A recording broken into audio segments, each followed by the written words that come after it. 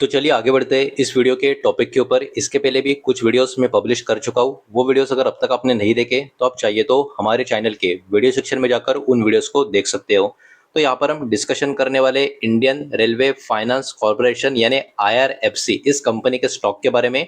इसका अभी का प्राइस 9900 के आसपास का आपको नजर आएगा। तो ओवरऑल स्टॉक का प्राइस को देखे तो कहीं ना कहीं एक अट्रैक्टिव टाइप का प्राइस आपको देखने को मिलेगा। शुक्रवार की इसकी क्लोजिंग जो है हल्की सी नेगेटिव या फ्लैट नेगेटिव आप यहाँ पर देख सकते हो। देखिए ओवरऑल बात करें इस कंपनी का, आपको ना थोड़ा सा बिजनेस समझना पड़ेगा। ये एक ऐसी कंपनी है, इसका इस कैटेगरी में जहां पर एक काम करते हैं उसमें कोई बहुत बड़ा कंपटीशन आपको देखने को नहीं मिलेगा। और इंडियन रेलवे का फाइनेंसिंग का काम इसी कंपनी के द्वारा होता है। जब ये बात आपको समझ में आएगी तभी इस कंपनी का इंपॉर्टेंस और महत्व कितना बड़ा हो सकता है लॉन्ग टर्म के लिए, ये आपको ऑटोमेटिकली समझ में आ जाएगा।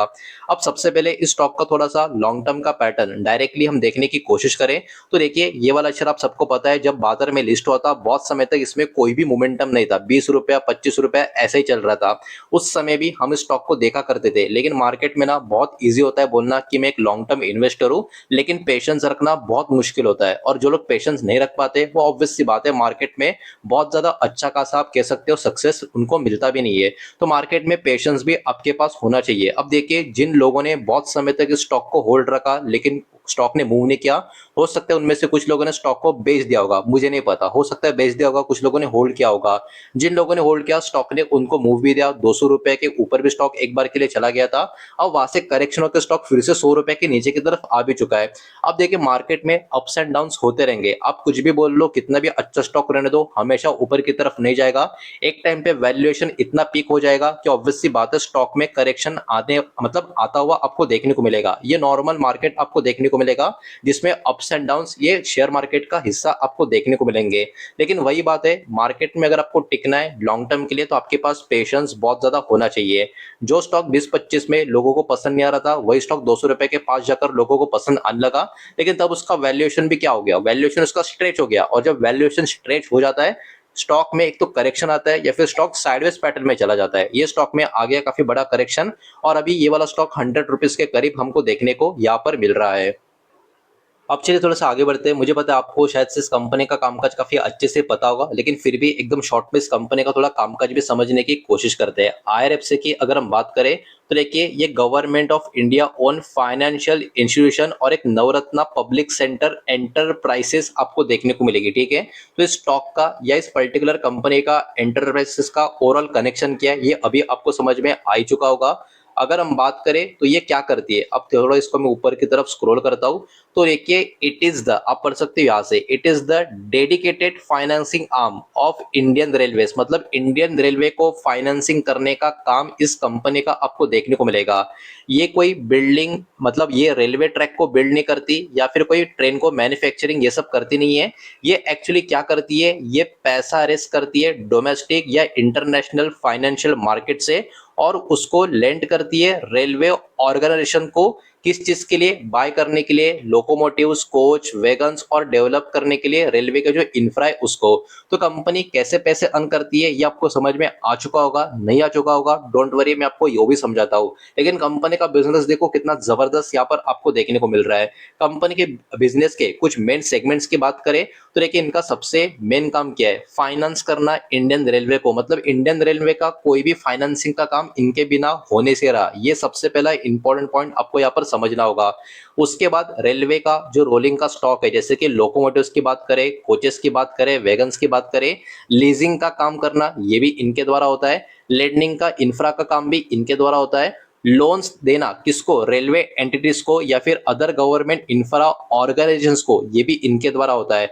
मार्केट से बोरिंग लेना बॉन्ड्स का, लोन्स का, ये भी इनके द्वारा होता है। तो जरा इनका बिजनेस का सेगमेंट्स इसका पकड़ को समझने की कोशिश करो, बाकी चीजें ऑटोमेटिकली धीरे धीरे आपको स्टडी करने के बाद समझ में आ ही जाएगी।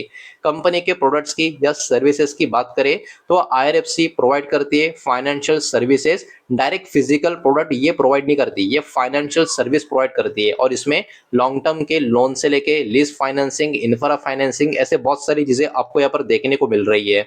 अब देखते हैं कंपनी पैसे कैसे कमाती है, मतलब कंपनी अर्न कैसे करती है मनी। तो सबसे पहले IRFC क्या करती है पैसे कमाने के लिए, borrowing funds at competitive interest rate इनका कॉम्पिटिटिव रहता है। ये सबसे पहली बात यहाँ पर आपको ध्यान में रखनी होगी। ये लेंडिंग या फिर लीजिंग करते हैं उन फंड को रेलवे ऑर्गेनाइजेशन को हल्का सा हायर रेट पे, और जो इंटरेस्ट इनकम होता है उससे उनका अर्निंग होता है जो लोन्स वो प्रोवाइड करती है। तो ये इनका अर्निंग का आप कह सकते हो एक तरीका आपको देखने को मिलेगा। और ओवरऑल इनके अगर इंडस्ट्री या सेक्टर की बात करें जहां पर ये वाला एंटरप्राइज है कंपनी जो एक्टिवली यहाँ पर ऑपरेट करता है, उसमें रेलवे फाइनेंस ऑब्वियस सी बात है यही इनका मेन बिजनेस है। उसके अलावा इंफ्रा फाइनेंस, गवर्नमेंट का प्रोजेक्ट का financing, transportation infra, public sector lending और कैपिटल मार्केट या डेब्ट फाइनेंस की बात करें, यहाँ पर भी इनका अच्छा खासा ऑपरेशंस आपको देखने को मिलेगा। तो ओवरऑल कंपनी का दबदबा काफी अच्छा खासा इस कैटेगरी में हमको यहाँ पर देखने को मिल रहा है। इनके कुछ मेजर क्लाइंट्स की बात करें, कस्टमर्स की बात करें या पार्टनरशिप की बात करें, तो आप देख सकते हो मेजर पब्लिकली नोन क्लाइंट्स और पार्टनर्स में Indian Railway, Ministry of Railway, Dedicated Freight Corridor Corporation of India Limited, ये सब कुछ आपको देखने को यहाँ पर मिल रहे हैं। तो चलिए अभी थोड़ा आगे बढ़ते हैं और भी कुछ डेटा, कुछ नंबर इस कंपनी के एक एक करके देख लेते हैं। लेकिन उसके पहले वीडियो को लाइक कर देना, वीडियो को शेयर कर देना। पहली बार चैनल पर आ चुके हो तो चैनल को भी सब्सक्राइब जरूर कर देना। अब देखिए इस कंपनी का मार्केट कैप कितना है, 1,30,045 करोड़ के आसपास का। मतलब ये कोई मामूली स्मॉल कैप माइक्रो कैप वाला स्टॉक नहीं है। मतलब प्राइस देखकर लग सकता है कुछ लोगों को जिनको नॉलेज नहीं है कि स्मॉल कैप या माइक्रो कैप कंपनी होगी, बिल्कुल नहीं। ये काफी बड़ी दिग्गज लार्ज कैप कंपनी आपको देखने को मिलेगी। स्टॉक के पी की बात करें तो स्टॉक का पी अभी के टाइम 18-19 के आसपास का आपको देखने को मिलेगा। और इसके कंपेयर में इंडस्ट्री का पी कितना है, इंडस्ट्री का पी भी आपको उतना ही देखने को मिलेगा। फेस वैल्यू भी 10 का है। तो भविष्य में अगर कभी स्टॉक स्प्लिट हो गया तो कहीं ना कहीं स्प्लिट भी काफी अच्छा खासा नजर आ सकता है। और देखिए कंपनी का टोटल असेट, अब बिकॉज गवर्नमेंट बैकअप है कंपनी का, तो टोटल असेट इनका बहुत ही मजबूत नजर आ ही रहा है। 5,16,676 करोड़ का इस कंपनी के पास टोटल असेट मौजूद है। तो नंबर्स इस कंपनी के जो फाइनेंस के काफी मजबूत हमको देखने को मिल रहे हैं। प्लेज परसेंटेज भी यहाँ पर आपको 0 देखने को मिल रहा है। मतलब प्रमोटर ने अपना कोई भी शेयर गिरवी नहीं रखा है।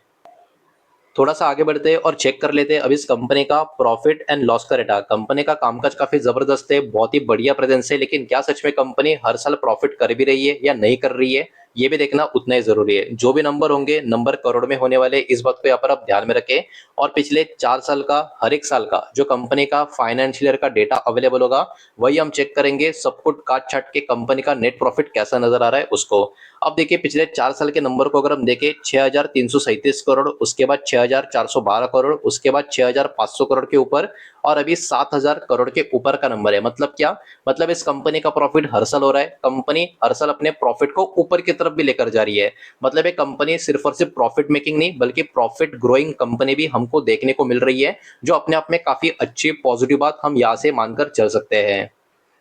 बढ़ते आगे चेक कर लेते कंपनी का शेयर होल्डिंग पैटर्न का डेटा। मार्च 2026 का पैटर्न यहाँ पर मौजूद है, वही मैं आपके सामने दिखा सकता हूँ।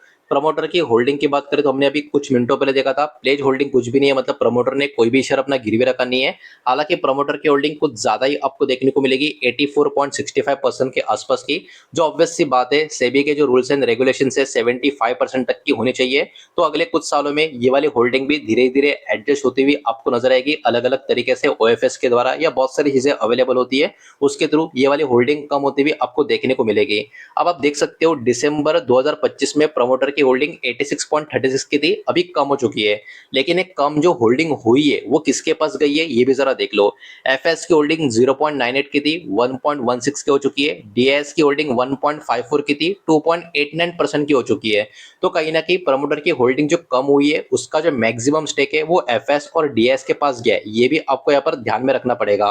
पब्लिक का भी होल्डिंग हल्का सा ऊपर की तरफ है, लेकिन पब्लिक के पास अभी 11.29% का स्टेक है। मतलब अगर हम यहाँ पर देखने की या समझने की कोशिश करें तो अराउंड 89% का स्टेक इस कंपनी का कहीं ना कहीं प्रमोटर, एफएस, डीएस, इन 3 बड़े प्लेयर्स के पास ही अभी के टाइम हमको यहाँ पर देखने को मिल रहा है। तो देखिए ओवरऑल कंपनी के बिजनेस में दम है, लॉन्ग टर्म ग्रोथ स्टोरी के हिसाब से कहीं ना कहीं काफी अच्छी खासी कंपनी, काफी अच्छा खासा शेयर नजर आ रहा है। लेकिन जो भी डेटा मैंने आपके सामने यहाँ पर प्रेजेंट किया है सब कुछ सिर्फ और सिर्फ एजुकेशनल और इन्फॉर्मेशनल पर्पस के हिसाब से ही है।